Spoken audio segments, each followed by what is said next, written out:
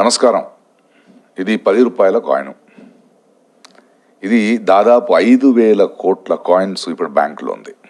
దీనికి కారణం ఈ వాట్సప్, ఈ ఫేక్ న్యూస్లు, ఈ వదంతులు నమ్మి ఇది చెల్లదనుకుంటున్నాం.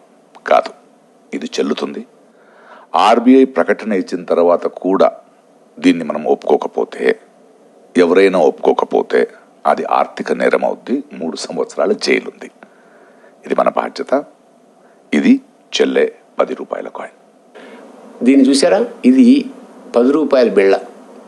మన భారత ప్రభుత్వం, ముఖ్యంగా ఆర్బీఐ వాళ్ళు రిలీజ్ చేసిన 10 రూపాయల కాయిన్. అయితే దురదృష్టవశాత్తు మనం ఏమిటంటే ఈ వదంతులు నమ్మి, ఇది వాట్సాప్లో ప్రచారమైన ఈ వదంతులు నమ్మి ఇదేది చెల్లట్లేదు, దీన్ని నిషేధించింది ప్రభుత్వం నిషేధించలేదు, ఆర్బీఐ నిషేధించలేదు. ఇది హాయిగా నిక్షేపంలాగా దీన్ని మనం వాడుకలో పెట్టుకోవచ్చు. అంటే